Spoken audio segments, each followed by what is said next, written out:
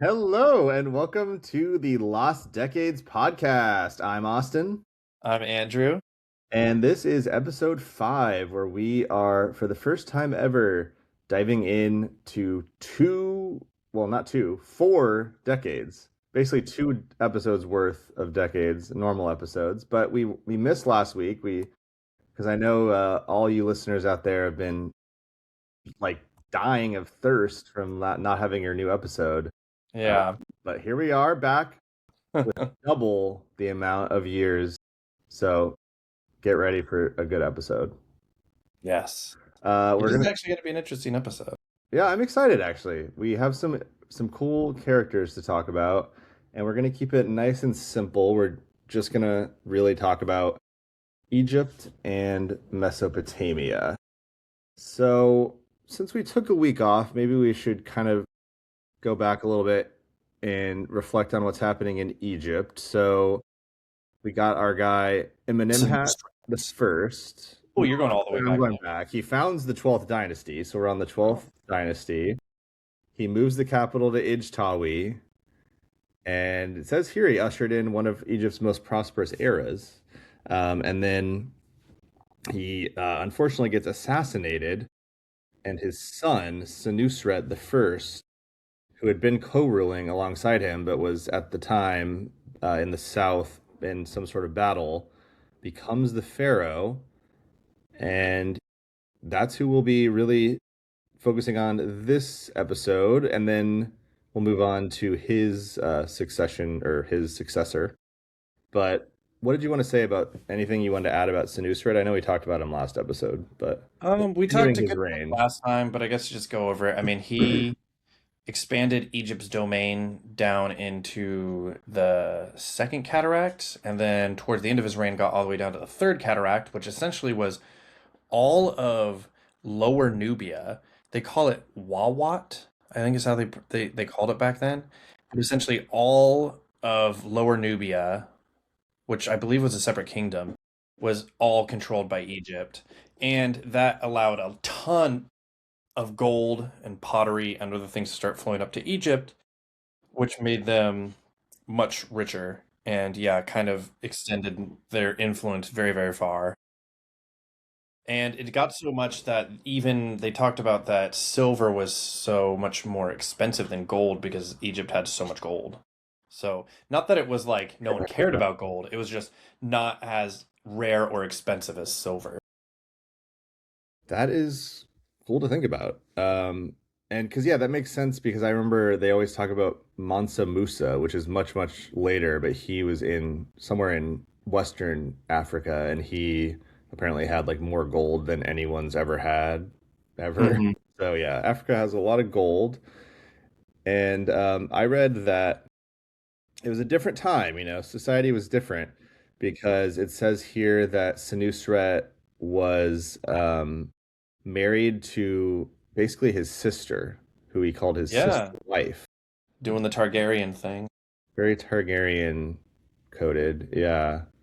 Um, His I sister. wonder, yeah, I wonder if we are gonna get into like some pharaohs that have like weird like birth defects and stuff, like with the what's the people in the Holy Roman Empire that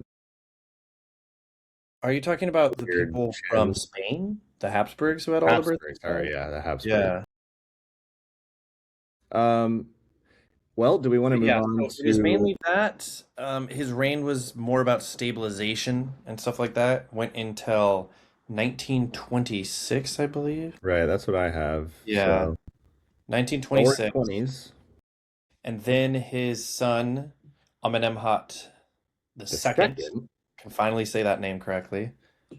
Um, he took over, and from what I read, there wasn't as much as I thought there was about him. I remember reading a bunch, but I realized yeah, the article looked long, but it was kind of a lot of it's random kind of stuff. just talking a lot about his advisors and just Yeah, different, it does talk a like lot he about built some advisors. pyramid complexes, which was interesting, but nothing that the average listener is gonna like be really Well, I do have some by. pictures actually. I did so sorry for the audio listeners. I'll try not to just dwell on these pictures, but for the YouTube watchers, this was one of the buildings he made I don't really have the info. I should have looked up more specifically, but I know these are related to Oh well, Sanu. that reminds me. I know Senusret the first. I know we just ended up ending him, but he has the largest freestanding obelisk that's still standing today in Egypt.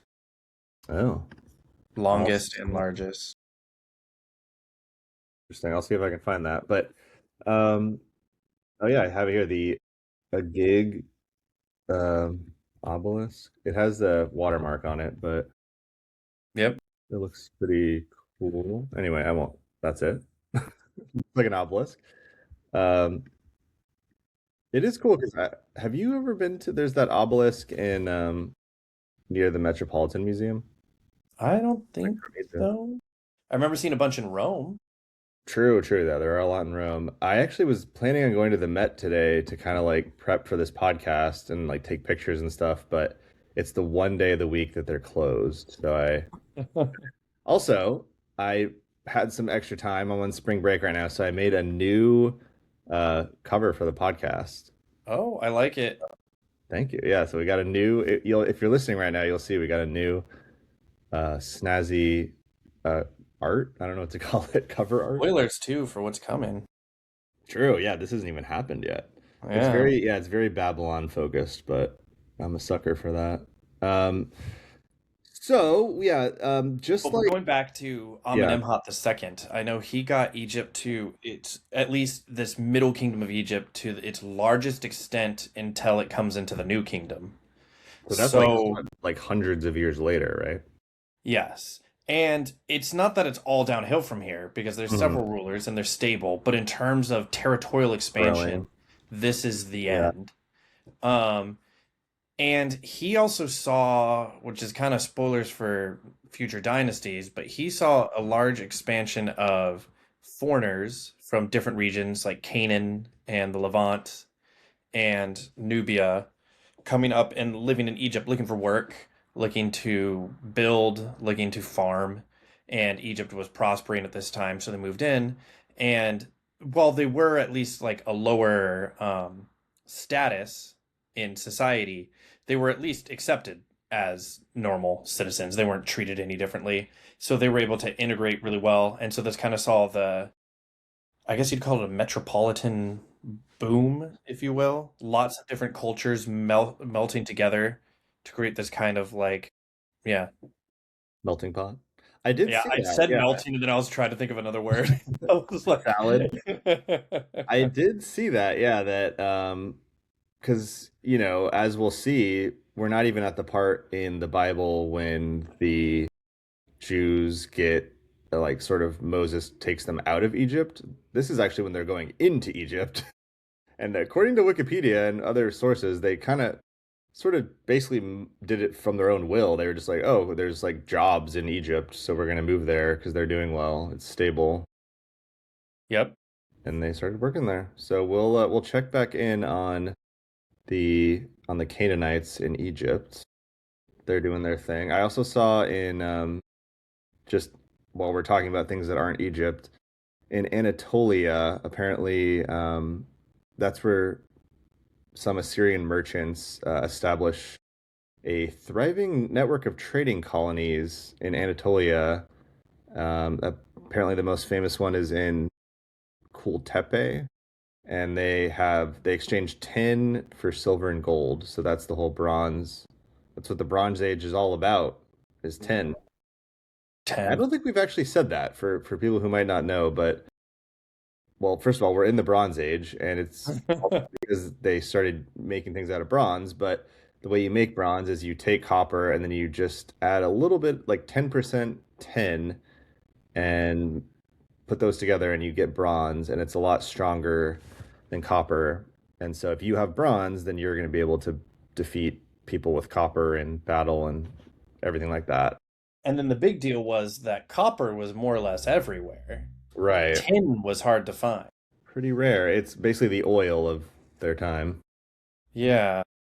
And I read a lot of people say like that is one reason why like the Bronze Age is what we think of. Like when you think of, okay, what's the earliest time in civilization? you kind of think of the Bronze Age, even though there was the Stone Age and there was the technically the Copper Age.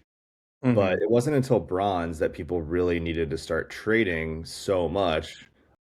A lot of reason was for the tin, and that kind Yeah. of started the trading like super intensely. And then probably it was like a exponential thing where then you the tin is also improving like every aspect where like every tool is like a little bit stronger and it just kind of makes everything slightly easier. Yeah, it builds upon itself. Plus, Right. they get better at the craft, figure out more things they can use it Hmm. for. And I also saw for Eminem Hat the second, it was just like what Senusret had done with his father, Eminem Hat the first, where he like they co-ruled for quite a while, like at least like 10 or 15 years, I think. It's cool that that stuck around. I mean, it also helped with the stability. We're not hearing about much revolts in between each ruler. And on top of that, they're having these really long rules. Right. Like, That is one thing I noticed. It's like I forget which one, but one of these guys ruled for like 50 years. Was it I Eminem? mean, yeah, I think that was the first one. Yeah, Snooze ruled for 40. Amenemhat 40. the second ruled for like 30. Yeah. So, yeah. You know, and I guess when you don't have elections, it's just can you live? Can you just Yeah, but like, there's things could happen, I guess, but it does feel like yeah, like in Egypt in particular, if you could become pharaoh, it was pretty easy to hold on to. Like people, I think maybe because people were actually afraid of the gods and everything that they didn't want to assassinate you or mess with you. That's just my random. yeah, it's also just from what I've read too, they were pretty, which I guess makes sense for the time, but they were pretty brutal about any sort of uprising or dissent at all. Right. Where, I mean, they're like, oh, I don't like the king. And they're like, all right, well, I'm just going to kill you then. Like, so I made know. it pretty easy to surround yourself with people who liked you. It is true. It's like living in like 2026, like whatever. It's easy to be like, oh man, like I can't believe they were so into the pharaoh or whatever. But I don't know. If I think about it, if I feel like if I lived in 2000 BC and I was in Egypt, like I would probably just be fully like, yeah, like the pharaoh's awesome. Like I don't want to cause any trouble. I'm just gonna be Well, like, especially when you think all this god stuff is real, all their gods yeah, are real, and the pharaoh is literally like the son of Ra. You're like, okay, well, I'm definitely not messing with that guy. definitely. Yeah. It's not worth like, I want democracy. I want to be able to vote for the pharaoh. It's like, no, I'd rather survive than Yeah. than vote for some other guy to rule over me. One thing, this is just a random thought, but I feel like it's interesting to just think about the fact that basically the only reason we know any of this stuff we've been talking about on this podcast is because of the Rosetta Stone and they could translate hieroglyphics. Yes. Because otherwise, if you really look at hieroglyphics, like no one would have been able to just figure it out. Like, oh yeah, like that's definitely what that says. It's like Hmm. an eagle and a cat. Um, it's just I hope that someday, maybe with AI or something, they'll be able to actually finally translate. It's called like Linear A, was like the early like Greek script that we still don't know what it says. So then we could have like a whole. We might have to go back and do episodes on if they can ever. Well, a lot of this too is we just have to find it. I've realized too when it comes to Mesopotamia and Egypt, some of the stuff we don't know because we're just like, oh, well, we don't know where their tomb is. So we just found that in this one Right. temple, they wrote down his Ugh, name. I Really exists. know. Like, That's one thing that getting into this kind of history will make you even more depressed when there's like wars and stuff because you're like, there's so much cool stuff that is in like the places that are getting the most destroyed by like battles for the past like 50 years. So it's just, yeah, yeah. maybe once that ends, it'll be easier. But um, okay. I think I said So everything about Senusret, Eminem at the second. I mean, I I think just it's wanted to time add that to he did the co-ruling. want to move it over to Mesopotamia. Let's see what's they're messing around with in Mesopotamia. So I'm excited to get here because, um, well, just to set the scene, like I did with Egypt, I guess, we had the third dynasty of Ur. It's done. I know it's been done for a while, and Isin has been the prominent leader in the area of Mesopotamia, and there's the King Ishbi era, He's the and one who put Isin kind of on the map. He rebelled against the Earthri dynasty, and when yeah, they fell, he took the lands from the Elamites, and basically he consolidated power and pretty much took over as the new successors to the Earthri dynasty. And in fact, tried to emulate it that way as, oh, we're just, Sumerians, Akkadians, even though they were Amorites. But right, yeah, a lot of these people had like respect, like legitimate respect for like a lot of these cities, like Ur and like definitely Nippur. Not only because if you controlled it, it was like, okay, you're basically the king of Mesopotamia if you can control these particular cities, and like the gods of those cities are like in your favor and all that kind of stuff. And I guess specifically they would say they had kingship over Sumer and Akkad. That was kind of like the official. It's almost like the United King of like I'm the United Kingdom or something. It's like that if you can control, or like a Lower and Upper Egypt. It's kind of like for Mesopotamia. It's like if you're king of Sumer and Akkad, you're sort of the king of like the whole area. yeah. But then, yeah, so that we kind of that's all stuff we talked about last episode. And now that we're in the 1940s to 1900, this is really the rise of Larsa. So we're in the Isin Larsa period, and now this is time for Larsa. So I say we start with Isin, though. There's not a Okay. ton, Yeah. mainly because Larsa, too. As you Right, guys right. can No, see, we we're should going to get start to with some major the players, but fall. before we get there, Yeah. there's a couple other guys, from 1954 to 1935. There's this Ishmay Dagan. Not much is known about him, but he was probably at the height of the hegemony of Isin, had the most control. It was clearly a stable time because it had Durham wrong. Stable is take it with a grain of salt because there's still Amorite raiders going around. There's still cities not fully cooperating, but the king's mostly going around and just going to temples, doing prayers, promoting different leaders at different cities. And say his name again. Ishmay Dagan. And he was the king of Isin. He was the king of Isin from 1954 to 1935. Okay. And then I have here after him, we've got Lipit Ishtar, who's the Yes. king.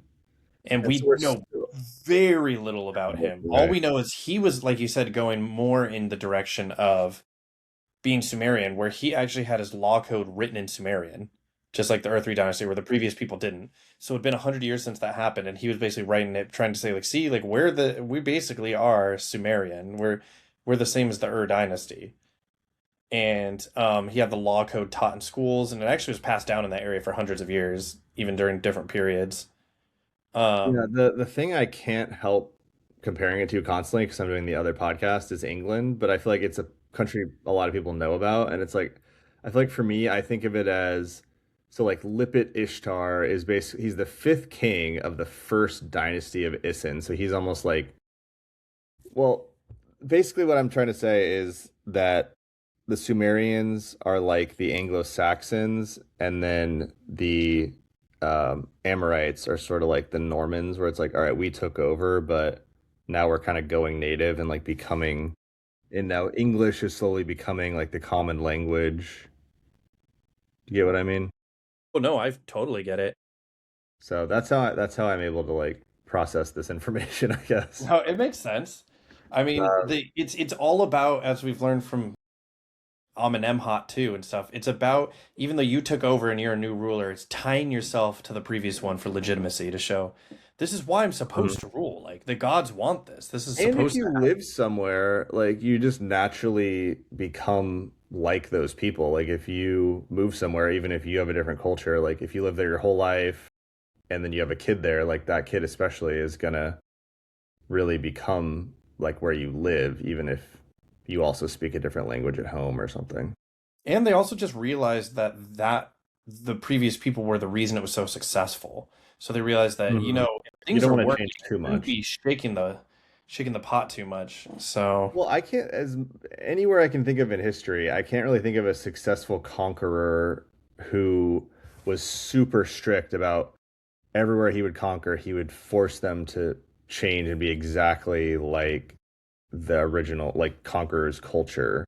Hmm. The only people that could do that is if you have a really small, like maybe empire, but any like size, like you just can't do that. And if you want to have a big empire. So speaking of Lipit Ishtar, um, so when he dies, we're gonna get to this guy Gungunum later, but Well, I no, had, and that's even related now. We'll get to him later, but they said because if we want to get to Ninurta, one yes, of the reasons I is she is or I keep saying she. I don't know why the name just sounds she, it but ends with an A, I guess. It does sound feminine, yeah. he is a usurper. But one of the things I Yeah, read is they think he came to the throne possibly because Gungunum. Gungunum capturing Ur. That's what I was gonna say. Yeah, it Ah. says they think that, and I guess it's possible it wasn't, but it's like that makes so much sense to me that Lipit Ishtar dies, Gungunum maybe like at the same time. I don't know what happened first. If Gungunum's like, Well, oh, Gungunum captured it first during Lipit Ishtar's reign. Yeah, I oh, was able to he confirm did. that it was captured Okay. during while he was alive. And then that kind of then he dies, and then it's the perfect opportunity for Ur-Ninurta, who is like a native Sumerian ancestry guy, usurps the throne. It's kind of the perfect chance for him to do that. You can kind of tell from the name changes because we've had like Ibn Dagan, Ibn Shashi, Lipit Ishin Dagan, Ishtar, and then Libet Ishtar, and then it's just Ur-Ninurta. It's like it's a Ur-Ninurta. clear distinction Yeah. of That is someone. one thing I've really been enjoying picking up on. That's a good point. Is like like going back to Egypt. It's like there's like five guys named Amenhotep, and some of them are like the viziers and like the seneschals or whatever. And like you're like, oh, that was just the Middle Kingdom ancient Egyptian version of like Bill was Yeah. Amenhotep, and like yeah, and you're like, oh yeah, like that sounds different than yeah, like when I get to Babylonia, it's like, yeah, exactly. Like Lipit Ishtar, like those do all sound similar. And then, like Ur Ninurta. Yeah, it must have something to do with the city of Ur. Anyway, um, no, I love it. I love that's the thing about taking our time through this podcast is it's like we would have never noticed this kind of stuff. But now it's like, oh yeah, that's clearly a Sumerian name. Yeah. That's not a Amorite name. And it is just a coincidence, I think, but it is funny that, yeah, Sumerian takes over, and this is considered the decline of Isin. But I don't really consider it his fault per se, because we'll get to him, but Gungunum Mm-hmm. was a hell of a man. I don't He know. was, yeah. It's I was kind of hard to talk about these two guys because they were Ur-Ninurta and Gungunum are kind of going at each other during this time. So it's going to be kind of hard to talk about one and then talk and not about talk the about the other. other. That's true. Yeah, I guess we'll kind of talk about both. Just real quick.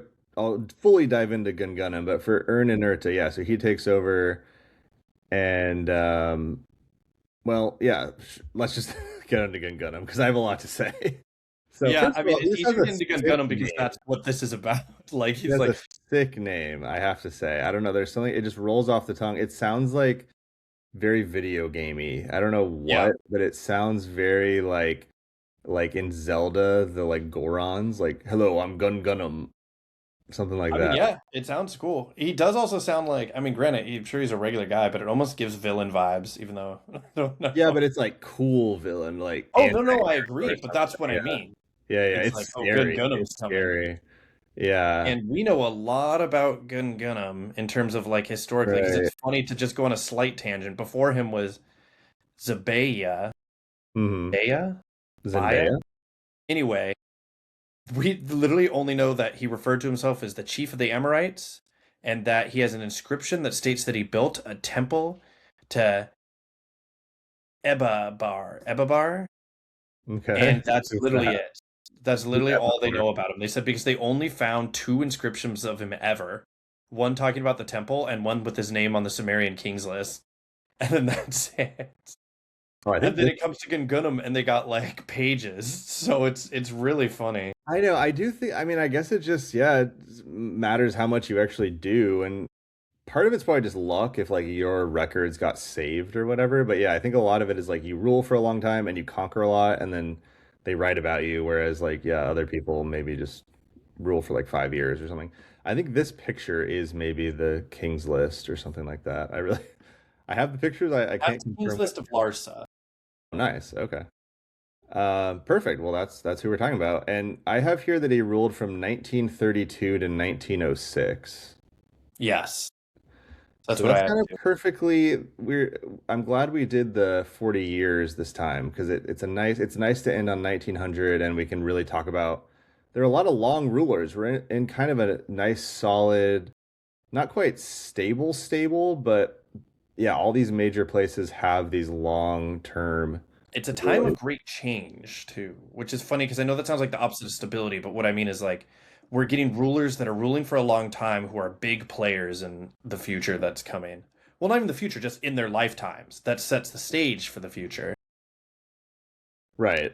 And I feel like after this, like the next episode or few, like I think it's going to be shorter. It's going to be like, okay, this guy ruled for 5 years and then this guy ruled for 7 years type of thing. Whereas this time we're really like this whole time period is essentially Gungunum for Larsa. And let's see if I can find a map of Larsa really quick. Because I Of the had city itself? not the city, but just Oh like, yeah, oh, yeah, yeah. there You it is. should be able to see it there. Yeah, Yeah. there it is. It's for listeners, it's essentially so the Persian Gulf used to be go up further north, so all these cities were closer to the water, but essentially Larsa I think I heard is it's 25 miles north of and it's about 30 miles southeast of Isin. okay. So yeah, their major rival is Isin. And yeah, they're decently far away, but close enough that you could see how they would be And again, in rivals. this time period, Isin controls most of what you see stopping around Kish. Okay. And yeah, we've got Nipper is actually much closer to Isin, and it's essentially if you can control Nipper, you control it all. You control Yeah, the key to the kingdom. it's Arrakis of. Right, exactly, Arrakis. That's what I was thinking of. Yeah. Um, well, so speaking of his name, I looked up and Gungun in Amorite means protection, defense, or shelter. Gungunum. Uh, Gungunum. And I saw that basically one of his first things he did when he was in charge was he actually kind of conquered Elam. I don't know about conquered, but he sort of like fought back the Elamites. Yes, and I heard the reason too. They think they don't know for sure because obviously conquer is going to conquer, but Hmm. they said they think one of the reasons was it's not known, but we when we talked back about Ishbi era, he made an alliance with Elam by marrying one of his daughters off to one of their princes, and it's possible that that relationship, that alliance, had lasted until now, and Larsa seen it as the if they want to break free of Isin, they have to strike at the ally first. Elam knocked them out of the picture to free up their eastern side so they can turn and then face And fight Is their actual rival, Isin. yeah. That makes sense. Yeah. And then it says that his first major success was a pretty big one. It was his conquest of which had, yeah, like we said, been a part of Isin's domain since um, basically since the Elamites had And uh, then other than it being a put up. very important area culturally, spiritually, is also that it was right on the water. Was right on the water, so it was a vital trade route, and it allowed a lot. It had a lot of aqueducts and canals running through it that Isin had been using to help support their city. So by losing that, not only did they lose kind of the cultural center, but they also lost a major powerhouse for trade and water and food. Yeah, it's just one of those things where some cities just have really good geography. Yeah. Um, and let's see. So, He conquers makes a big deal about it, which I mean, it was mhm. a big deal, but it is funny how it seems like he was very flashy. In fact, he kind of, that's why they talk about it. He kind of cools down for several years and it's just like, I'm building statues at I'm adding to my king name. I'm kind of just Mhm. going back and forth, kind of rubbing it in Isin's face that like, oh, I have now, and kind of parading it around to everyone else in Sumer that and Akkad that like, hey, look at me, I'm a rising power. I got Like, it's a big deal. It is interesting because looking on this map, especially, it's making me realize that it's like Isin has the advantage of being closer to Nipper, which is like the religious, essentially the main god of their religion is based in Nipper. But then Larsa is much closer to and I feel like is kind of more like the cultural, like political capital. So they kind of both have their advantages, um, which I just sort of realized. But yeah, I saw that he's, it's a good if you're ever like playing a video game where you're conquering a city, you want to spend a couple turns, like getting everything stable, building things up, making sure everything's chill. You're like, okay, cool, I control and then now I can start expanding. And it shows that he had a lot of respect for how was run and how Isin did things because they showed that a lot of the political figures at remained, just Hmm. kind of switch allegiances. Even He if didn't they hurt were like appointed by the kings of Isin, appointed these guys in but he would still keep them on. and that wasn't common, just to point that Right, out. Like right. that typically they did a purge of these kinds of Hmm. people and just put in all their own people. But in Exactly. this case he did not. Yeah, I But saw then like after the there's quiet years, you can't have quiet years without something after. so I saw that, let's see. Malgium, Uruk, and Nipper. Yes. So I also saw that, yeah, one reason we know that that's what he conquered is he um references in some poem or something. He's like, yeah, the gods on Inul and Nana are like on my side, and they're the deities of Uruk, Nipper, and Yeah. So And the big it sort thing of too implies is, he yeah, controlled those. Ninurta at this time is trying to stop him from taking Nipper. Obviously, it's a huge deal to him.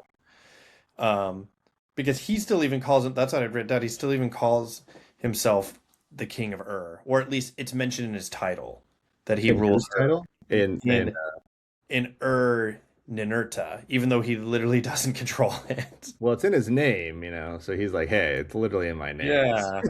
I control it. I did also see one thing that was interesting about him was apparently he really liked like shepherd metaphors. He like always would say like, I'm the shepherd of this land, and I don't know, that was just a Yeah, I mean, quirky thing later he about him. went, well, we'll get to that, but yeah, he mentioned later in his speech that he freed the flock. And I was like, okay. He freed the flock.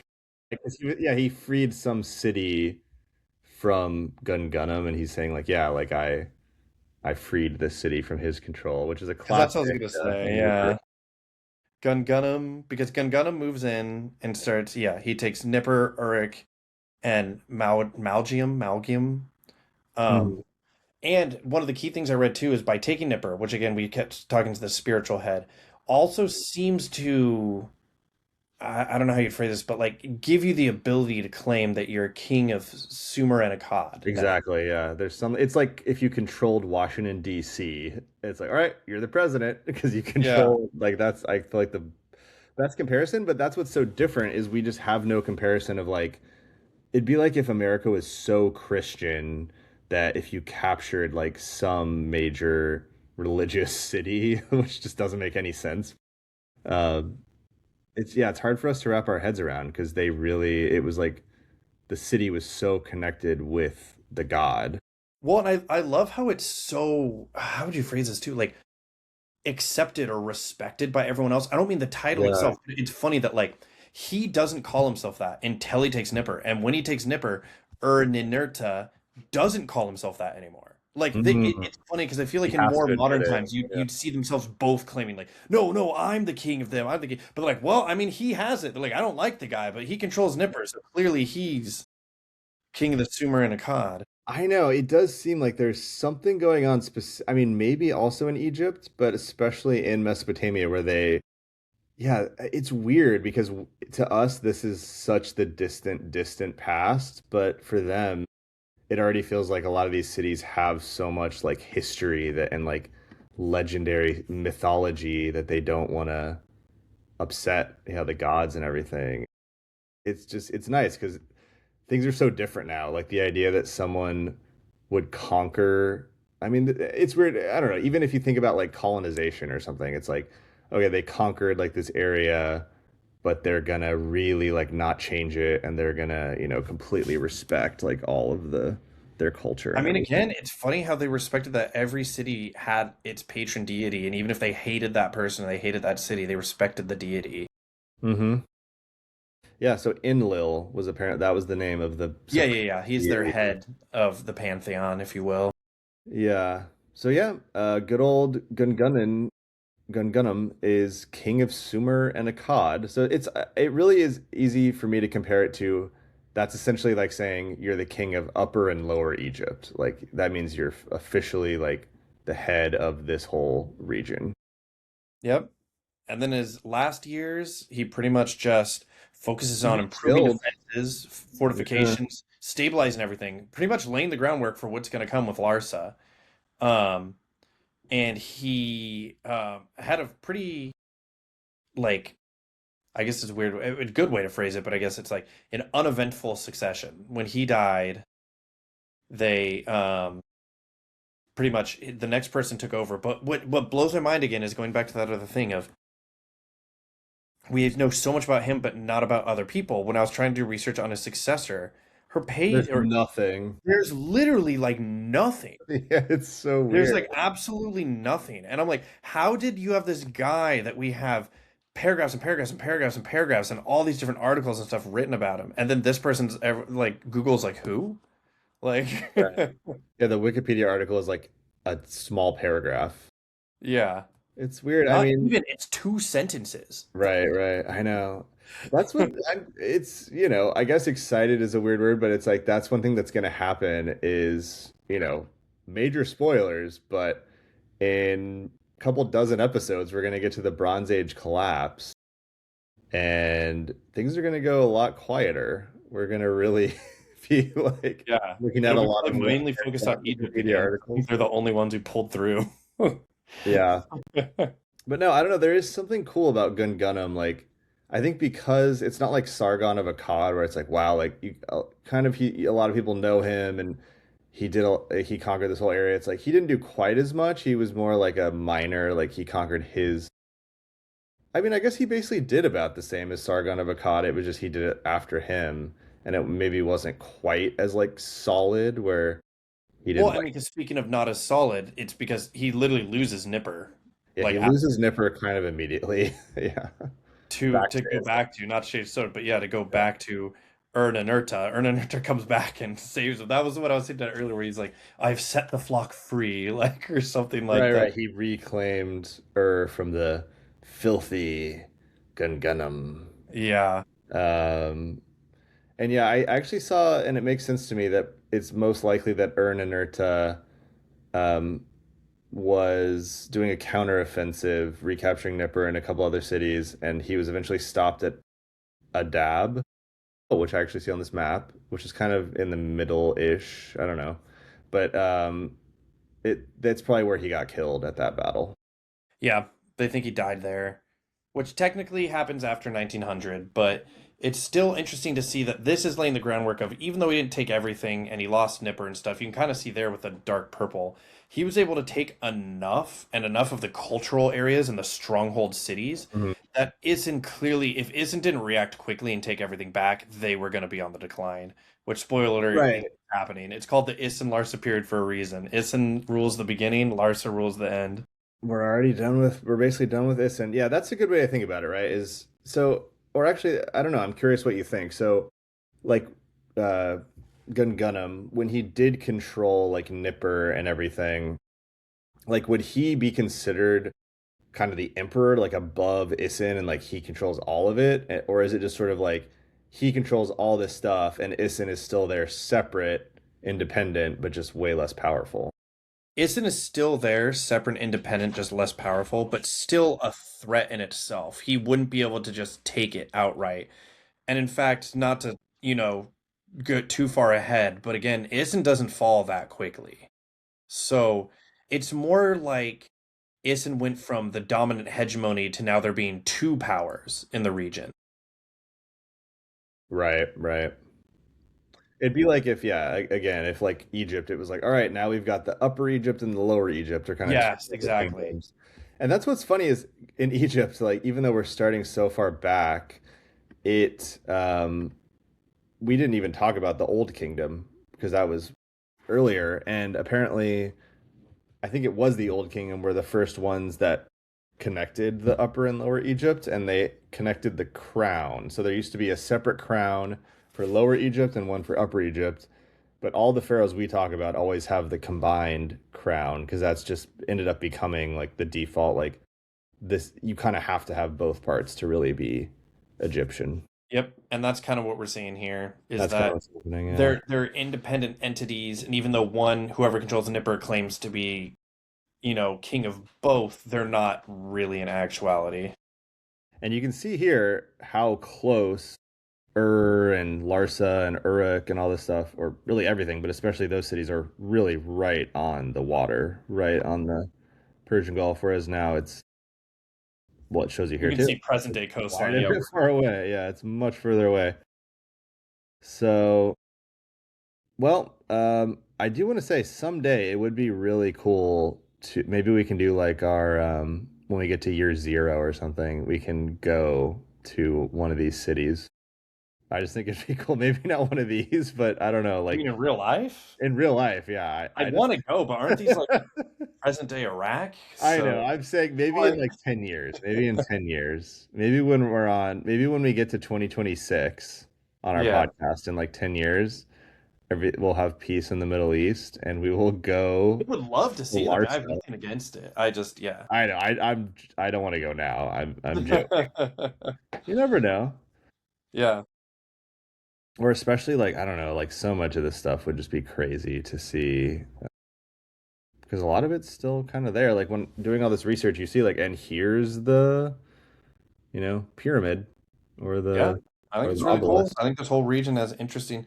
We have interesting stories coming. I thought this week was pretty cool. We had some cool It was a players. good one. It was a really, yeah. I mean, because we kind of cheated because we did 40 years, but I think we're basically going to keep on the 40-year, the 4-decade trend for at least the next couple episodes, just because, yeah, I think it, right? Is We're that what trying to we just agree? avoid too many lull episodes where it's like Yeah, and we were there's saying, five kings we know nothing about because there's no info. yeah, Like, right. And I think, yeah, this 40-year, especially for this, we had all these long rules. It kind of, we would have had to stop halfway through. yeah, I'm glad we got to do this because we would have only, if we did the 20 years, we would have only gone halfway through both these guys' rules, and it wouldn't have been as Mhm. interesting.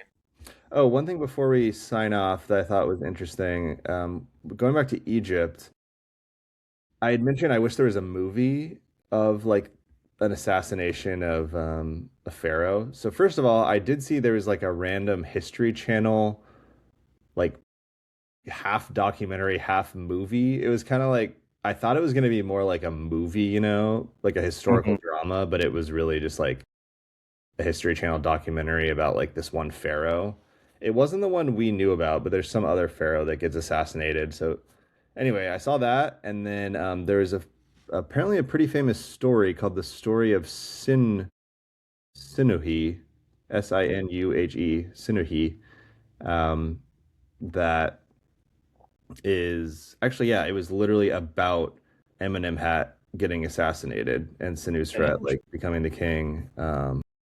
And I think there was even like a novel in like the 50s that a guy kind of like based on that story, and it kind of is like a novel of like that. So they could legitimately make it into a movie. It They basically could. is already a book. So You heard it here first. heard it here first. And I feel like historical, we're actually in a really nice time period for like historical dramas because we got like Nosferatu, like all that director, like I Mhm. think Robert Eggers, like always does that stuff. And I don't know, like Wuthering Heights and Bridgerton. And so it could happen.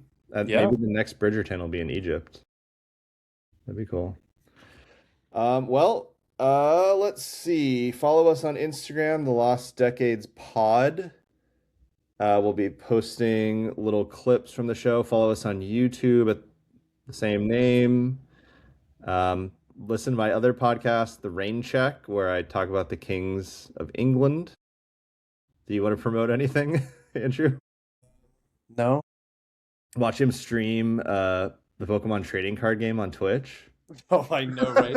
If you like watching Follow Silver Baron. 25-year-old Pokemon trading card games. Honestly, that I'm sure people would watch it. I would watch it. All right.